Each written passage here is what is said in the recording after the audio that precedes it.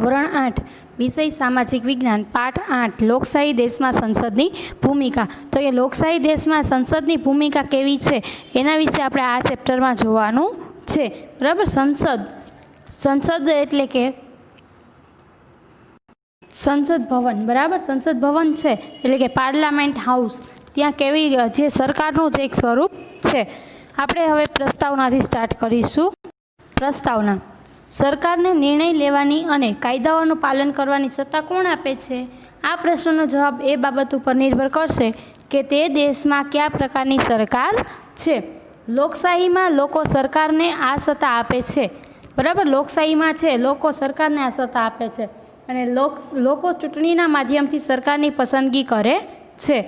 તેઓ પોતાના પસંદગીના નેતાને મત આપીને ચૂંટે છે, બરાબર। તમે લોકો મત આપો અને તમને જે પસંદ હોય તે નેતાને તમે ચૂંટો છો, બરાબર, અને એને તમે પોતાના સરકાર બનાવો છો, પ્રતિનિધિ બનાવો છો। એકવાર ચૂંટાઈ ગયેલી વ્યક્તિઓ સરકાર બનાવે છે।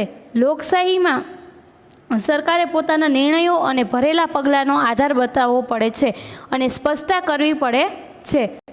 શું કહે છે કે સરકાર એકવાર બની જાય સરકાર, પછી એને પોતે એકવાર ચૂંટાઈ ગયેલી વ્યક્તિ છે, બરાબર, નેતાઓ અને પ્રતિનિધિઓ એ સરકાર બનાવે છે અને લોકશાહીમાં સરકારે પોતાના નિર્ણયો અને ભરેલા પગલાંનો એક આધાર બતાવવો પડે છે અને સ્પષ્ટતા કરવી પડે છે।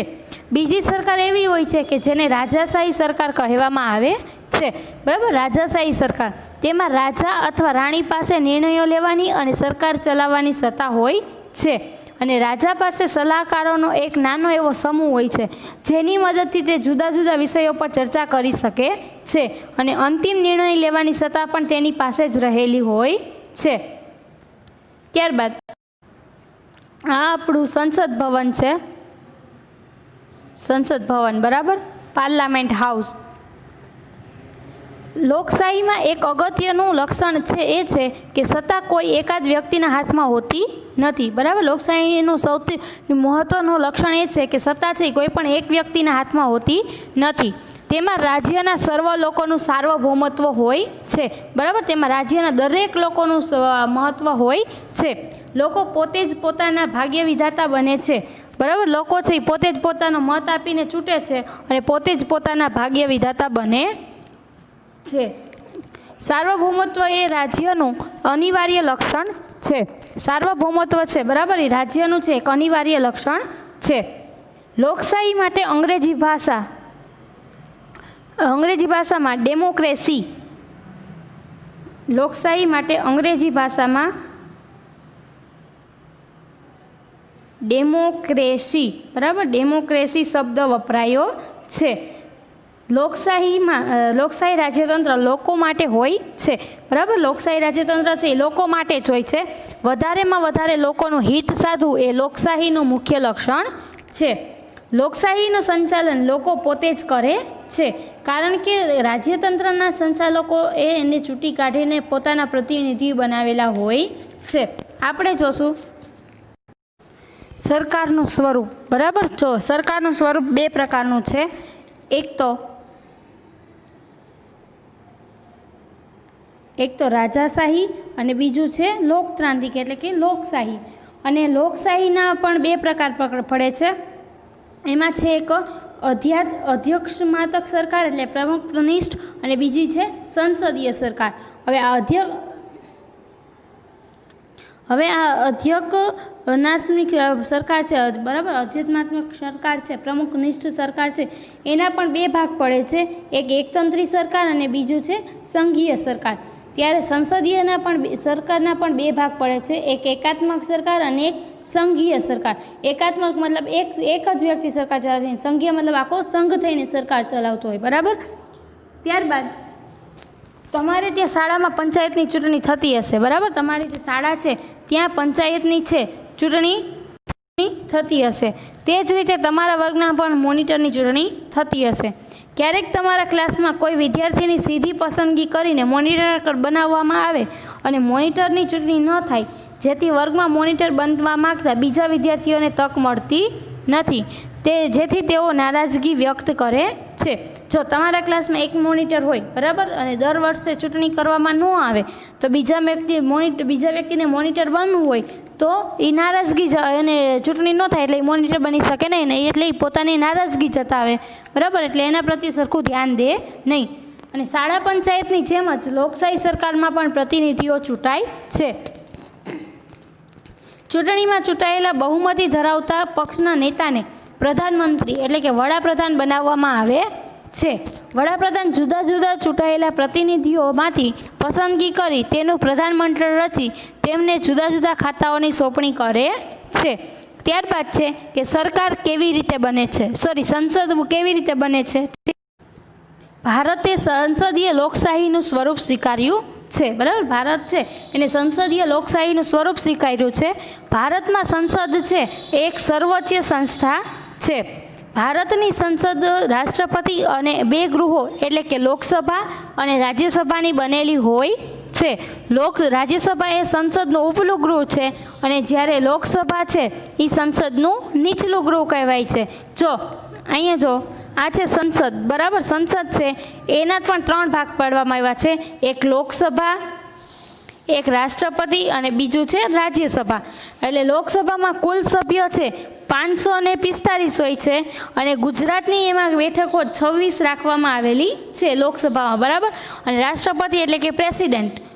પછી રાજ્યસભા એમાં કુલ સભ્યો 250 હોય છે અને એમાં ગુજરાતની બેઠકો છે એ 11 રાખવામાં આવેલી છે. ત્યારબાદ આઝાદી પછી રચાયેલી ભારતીય સંસદ છે બરાબર, આઝાદી પછી જે ભારતીય સંસદ રચાયેલી છે એ લોકશાહીના સિદ્ધાંતોમાં ભારતના લોકોના વિશ્વાસનું એક પ્રતીક છે. લોકશાહીમાં નિર્ણય લેવાની પ્રક્રિયામાં પ્રજાની સહમતિ અને ભાગીદારી હોય છે. અને આપણી જે શાસન વ્યવસ્થામાં સંસદની પાસે સંપૂર્ણ અને મહત્વ સત્તા હોય છે બરાબર, કારણ કે તે લોકોનું પ્રતિનિધિત્વ કરે છે. ત્યારબાદ છે સંસદના કાર્યો. એમાં પહેલું છે સરકાર પર વિવિધ રીતે નિયંત્રણ રાખવું અને તેને ઉત્તરદાયી રાખવી બરાબર. અને બીજું કાર્ય છે કાયદા બનાવવા તેમજ તેમાં ફેરફારો કરવા, જૂના પુરાણા કાયદા રદ કરવા. આ 2 કાર્ય છે એ સંસદના મુખ્ય કાર્ય છે. ત્યારબાદ છે કેવી રીતે બને છે લોકસભા એટલે કે હાઉસ ઓફ પીપલ બરાબર, એ કેવી રીતે બને છે.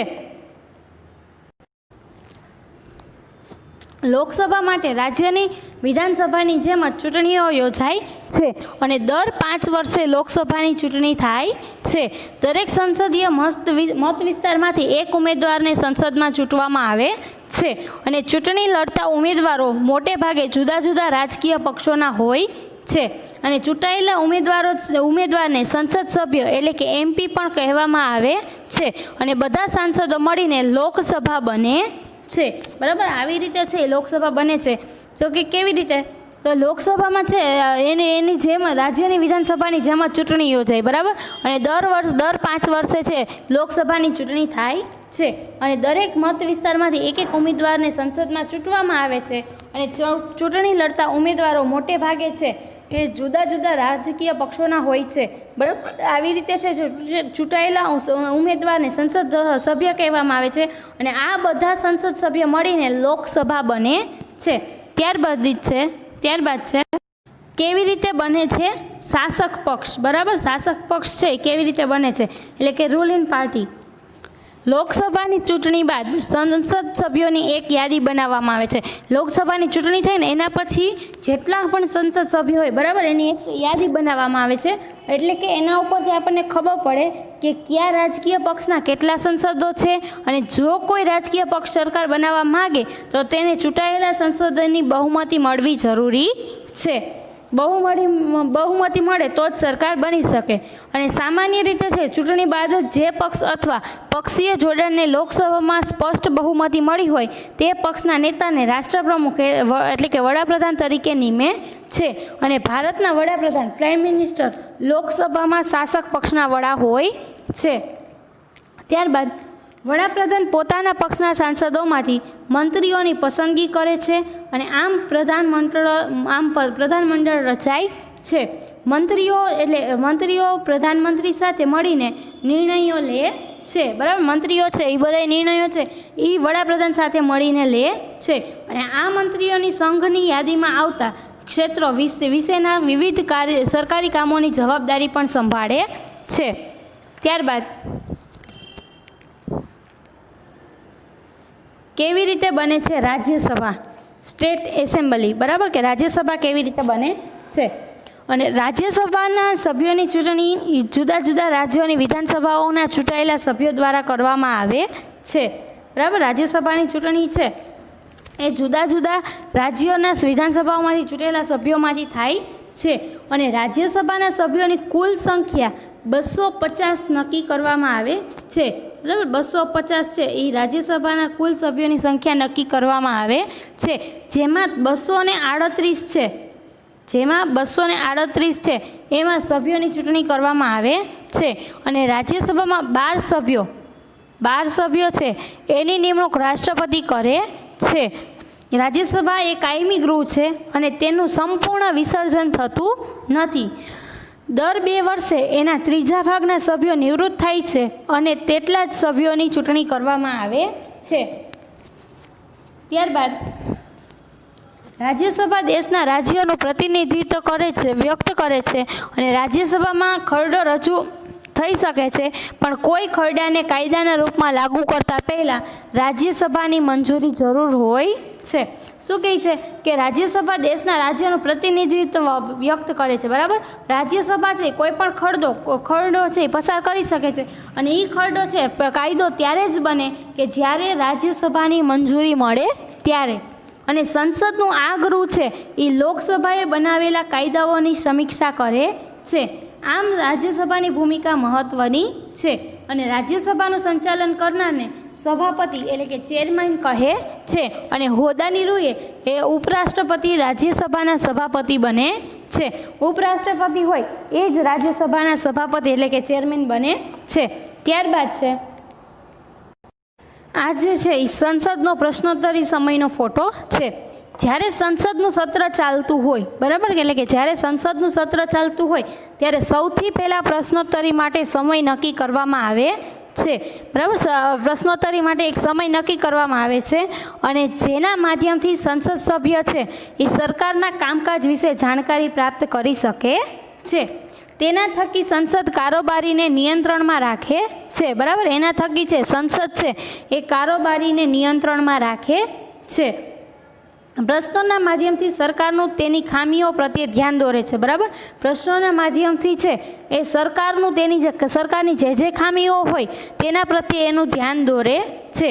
અને આ રીતે સરકારને લોકોના પ્રતિનિધિઓ તરફથી પ્રજાના વિચારો જાણવાની તક મળે છે. એટલે આ પ્રશ્નોત્તરી થાય એના લીધે છે સરકારને છે પ્રજાના પ્રશ્નોની, બરાબર, પ્રજાના જે પ્રશ્નો હોય એની જે જાણવાની તક મળે છે, પ્રજાના વિચારો જાણવાની તક મળે છે. સરકારને સવાલ પૂછવા એ સંસદ સભ્યની મહત્ત્વની જવાબદારી છે, બરાબર. સરકારને સવાલ કરવાને એ સંસદના જે સભ્યો હોય એની સૌથી મહત્ત્વની જવાબદારી જે કહેવાય એ આ છે. લોકશાહીમાં સારા વહીવટ માટે વિરોધ પક્ષની પણ સૌથી મોટી જવાબદારી છે. લોકશાહીમાં, બરાબર, લોકશાહીમાં સારો એવો વહીવટ કરવા માટે વિરોધ પક્ષની પણ સૌથી મોટી જવાબદારી મહત્ત્વની છે અને રચનાત્મક ભૂમિકા હોય છે.